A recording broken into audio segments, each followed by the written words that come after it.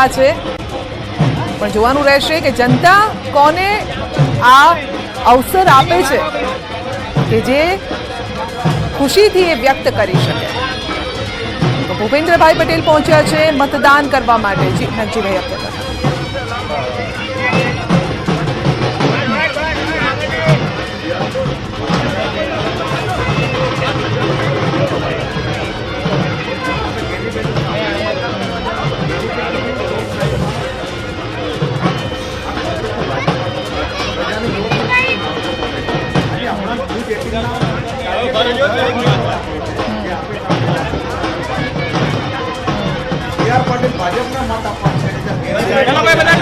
પ્રજા જેને મત આપવો જોઈએ. આ કોંગ્રેસ અને ભાજપની તમે જુઓ વિચારધારા. આજે કોંગ્રેસ તો દેશમાં નીચેથી આવેલી પાર્ટી છે. આ લોકો 85 માં આયા છે અને દેશની ને સુરક્ષાની ને આઝાદીની ને અરે અંગ્રેજો સામે શહીદ થઈ તો પ્રજા થઈને કોંગ્રેસ. નાગજીભાઈ હમણાં એ જ વાત કરતી હતી, છેલ્લી 2 ટર્મમાં 116 બેઠક પરથી દેશમાં 303 બેઠક ઉપર પહોંચી બીજેપી. કેમ આ આગળ નીકળી ગઈ, તમે કેમ પાછળ રહી ગયા? એ કારણ પણ તમને જ ખબર છે. ચોક્કસ હું એનું કારણ કહેવા જઈ જ રહ્યો છું, કેમ કે હું ભાજપની જેમ ગોળ ગોળ વાત નથી કરવા. હું કોંગ્રેસની ભૂલો તો કોંગ્રેસની સ્વીકારવાળો આગેવાન છું, અમારા નેતાઓથી શીખ્યો છું, અમારા પૂર્વજો પાસેથી શીખ્યો છું. કોંગ્રેસને સામે જ્યારે ભાજપ ભ્રામક પ્રચાર કરીને 5-10 વર્ષ ચૂંટણી જીતી ગઈ છે, તો એના માટે અમારે અફસોસ નથી કરવાનો, અમારે મહેનત કરવાની છે કે આનો ભ્રામક પ્રચાર અમે કઈ રીતે રોકીએ. આજે ભ્રામક પ્રચારની સાક્ષી આપણે ગુજરાત ન્યૂઝ 18 ઉપર ચોક્કસપણે કહી શકું કે દેશની આઝાદી કોંગ્રેસે અપાઈ, દેશમાં અંગ્રેજો સામે પ્રજા લડી, કોંગ્રેસ લડી. આ લોકોની સ્થાપના 1985માં ભાજપની થાય છે અને દેશની વાતો કરે આપણને શરમ આવે. તમારી સ્થાપના જ 85ની થાય, 1985. તમે 1947ની વાત કરો છો. તમે ઇન્દિરાજી મરી ગયા, રાજીવજી મરી ગયા. જે મર્યા પછી તો માનવતા રાખવી જોઈએ. આજે તમે એની ઉપર આક્ષેપો કરો છો, તમારી પાસે કોઈ મુદ્દા જ નથી.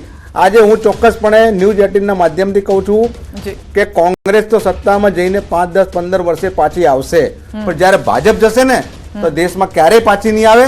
એક સમય એવો આવશે કે પ્રજા ભાજપની પાછળ દોડશે અને ભાજપના અત્યારે શરૂ થઈ ગયા છે. ઘણી જગ્યાએ લોકો સાથે ઘણી મહિલાઓએ હાથ ચાલાકી કરી છે, ભાજપને નથી ઘૂસવા દીધા. આ એક કારણ છે. હું આજે એમ નથી કહેતો કે આજે જ અમે સત્તામાં બેસી જઈશું, પણ ભાજપ ત્યારે જશે પછી ક્યારે નહીં આવે ને દેશનો ભૂતકાળ ને ભવિષ્યકાળ કોંગ્રેસ જ રહેશે. અચ્છા ઠીક. આજે 70 વર્ષમાં જેટલું કામ કર્યું છે અને 10 વર્ષમાં કેટલું કામ થયું છે એ જનતાને ખબર છે. હું જ્યારે વાત કરું છું, વાસુભાઈએ કીધું આપણા કરતા બાંગ્લાદેશ આગળ નીકળી ગયું. ના, હું તમને એ વસ્તુ કહું છું કે 70 વર્ષમાં કોંગ્રેસે શું કર્યું છે અને 10 વર્ષમાં કે 25 વર્ષમાં વડાપ્રધાન નરેન્દ્ર મોદીજી જ્યારથી સીએમ બન્યા ત્યારથી પીએમ બન્યા ત્યાર સુધીમાં કેટલું ચેન્જીસ આવ્યું છે. એ ભારતીય જનતા પાર્ટીને કાર્યકર્તાઓના મહેનતથી કોઈ એક નથી નહીં, ઉપરથી લઈને નીચે સુધીના મહેનતથી થયું છે. અને આ જ પ્રજાએ એમને ત્યાં બેસાડ્યા છે. આ જ પ્રજા છે, આ જ નાગરિક છે જેમણે દિલ્હી મોકલ્યા છે નરેન્દ્રભાઈ મોદીજીને કે અમિત શાહજીને. તમે એવી રીતે આજે તમે વિચારો, તમે કહો છો કે ભાઈ મારી વાત સાંભળો, આ જનતા છે એ જનતા બહુ શાણી છે અને બહુ ખબર છે એમને કે શું કરવાનું છે શું નથી કરવાનું. એવું નથી કે તમે કહેશો કે અમે તો તમે ફિલ્ડમાં નીકળ્યા છો, મને એક દિવસ બતાવો કે કોંગ્રેસના કાર્યકર્તા, તમે 4 સોસાયટીમાં મેડમ સર્વે કરજો કે કોંગ્રેસના કાર્યકર્તા કેટલી વાર આયા છે અને ભારતીય જનતા પાર્ટીના કાર્યકર્તા કેટલી વાર આયા છે. આ ડિફરન્સ છે. લોકોના વચ્ચે રહીને કામ કરીએ છે ને એટલે વિશ્વાસ છે, એટલે અમે આવી રીતે તમને કહી શકીએ છીએ કે અબકી બાર 400 પાર, ફિર એક બાર મોદી સરકાર અને મોદીની ગેરંટી. કારણ કે મોદીજી જે કહે છે કરે છે, એમાં કોઈ ડિફરન્સ નથી. એટલે જ્યારે કામ કર્યું હોય તો વિશ્વાસ હોય. આજે જ્યારે એક્ઝામ આપવા આપણે જતા હોય ને તો જ્યારે તૈયારી કરી હોય ને તો આપણને વિશ્વાસ હોય, આપણને ખબર હોય કે ભાઈ આપણે આટલું તો ભણ્યા છીએ તો આટલું માર્ક્સ તો આવવાનું જ છે. પણ જો તૈયારી વગર જઈએ તો ખબર છે કે કંઈ થવાનું નથી. એવી હાલત કોંગ્રેસની છે. કોંગ્રેસ ક્યારે લોકોના વચ્ચે આજ સુધી રહ્યું નથી અને એટલે જ આજે 113 થી કહો છો ને તમે કે અહીંયાથી કેમ કેટલાની હતી 300 ની સીટ હવે કેવી રીતે 100 ઉપર આવી ગઈ છે, એનું રીઝન આ છે. કારણ કે જનતાએ એમને જવાબ આપ્યો છે. અમારે જવાબ આપવાનો જરૂર નથી. આ વખતે જનતાએ શું વિચાર્યું છે, કયા મુદ્દાના આધારે જનતા વોટ કરી રહી છે? પરંતુ એ પહેલા આપ દ્રશ્યો પણ જોઈ રહ્યા છો કે સીએમ લાઈનમાં છે, મતદાન કરવા માટે તેઓ પહોંચ્યા છે.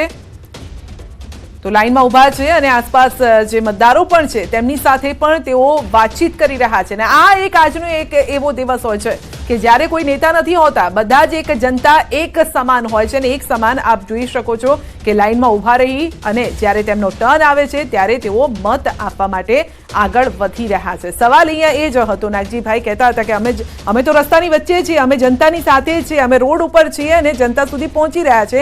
કોંગ્રેસ ક્યાં છે? ઘરે. કોંગ્રેસ જે છે એ હૃદયમાં છે. મેં કીધું એમ ખાલી બૂમો પાડવાથી ને રોડ તમે વચ્ચેથી પ્રજાને આપીશું. વાસુભાઈએ કીધું કે આપણું બાંગ્લાદેશ આપણા કરતા આગળ નીકળી ગયું, તો તમે પ્રજાની વચ્ચે જઈને પ્રજાને શું આપ્યું? ખાલી ભાજપના દુપટ્ટા પહેરી નીકળી પડવાનું? એવું ના મારી વાત સાંભળો, હવે વચ્ચે તમે ના બોલજો. પ્રજા અત્યારે એટલી ત્રાહિમામ છે, મોંઘવારીથી ત્રાહિમામ છે. કોઈ વાત છે આ લોકો જોડે કે પ્રજા કેટલી તકલીફમાં છે? વિકાસ ને મોદી સાહેબ, તમે આપણે કોઈ વાત કરવાની હોય તો કોઈ મુહૂર્તિયાની, આપણે કોઈ સગાઈ કરવાની હોય તો આપણે દીકરાની કરવાની હોય તો દીકરાને કહીએ અને પપ્પાનું બતાવીએ. આજે મોદી સાહેબનું કે તમે તમારા ઉમેદવાર 5-5 વર્ષ દેખાતા નથી એની વાત કરો ને. તમે જ્યારે મોદી સાહેબ તમારી પાસે જનતા, નાગજીભાઈ, એ તો જનતા જોઈ લેશે ને કે જનતાને કોને વોટ આપવો છે. સવાલ એ છે કે કોંગ્રેસ ક્યાં છે, કોંગ્રેસ કઈ જગ્યાએ છે ને કયા મુદ્દાના આધારે આગળ વધી છે? જો કોંગ્રેસ હૃદયમાં રહેલી છે લોકોના. આ લોકો ગમે એટલા ધમ પછાડા કરે, દેશનું ભવિષ્ય હજી કોંગ્રેસ જ છે. ભાજપની ભ્રામક પ્રચારથી પ્રજા ધીમે ધીમે, આજે તમે જો મોદી સાહેબમાં પહેલા સ્વયંભૂ લોકો આવતા હતા, આજે પૈસા આપીને લાવવા પડે છે. આજે ઘણી આપણે જોયા છે ડિબેટોમાં ને ઘણા લોકો વાતો પણ કરતા હતા. એક મિનિટ આનો જવાબ મારે બીજેપી પાસેથી લેવો પડશે. જે આરોપ લગાવવામાં આવી રહ્યા છે, આરોપમાં કેટલી સત્યતા છે? આરોપ કોંગ્રેસનું કામ જ શું રહ્યું હવે? આરોપ લગાવવાનું. કારણ કે એ પોતે સ્વયંભૂ જતા નથી ક્યાં, અને અહીંયા જોવે છે કે ભાઈ અહીંયા તો આખું સહેલાબ આવે છે. લોકોનું જે આગ્રહ છે કે ભાઈ અમારે મોદીજીને જોવા છે, અમિત શાહજીને જોવા છે. સવારે તમે એક દિવસ ગણાઈ લો કે સવારે 9 વાગ્યાથી લઈને 1 વાગ્યા સુધી સોસાયટી તમે પ્રચાર કર્યું હોય. અહીંયા છે ને જેટલા સૈનિકો છે ને એટલા તમને ઓછા પડશે.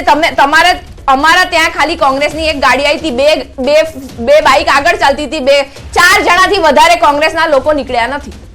એ પણ ખાલી પત્રિકા આપવા માટે. ઓકે એટલે આપ એમ કહી રહ્યા છો કે કાર્યકર્તા નથી તો પછી જનતા ક્યાંથી એમને સાથ આપશે, એવું કહી રહ્યા છો? લોકોના વચ્ચે ગયા જ નથી બેન, લોકોના વચ્ચે ગયા જ નથી. હસી રહ્યા છે નાગજીભાઈ. હૃદયમાં કેવી રીતે તમે લોકોના વચ્ચે જાઓ ને? કે દેશની ચૂંટણી છે ને બેન, સોસાયટીમાં જઈ રહ્યા છે, વાતો કરી રહ્યા છે, તાલીમમાં મત. હું જે કહેવા માંગુ છું કે તમે આટલી નાની વાત કરીને આખી ડિબેટને ગુમરાહ ના કરો. હું જે કહેવા માંગુ છું કે મારી વાત સાંભળો, તમે સાંભળો બેન, તમે સાંભળો બેન, તમે સાંભળો, તમે તમારી સાંભળો,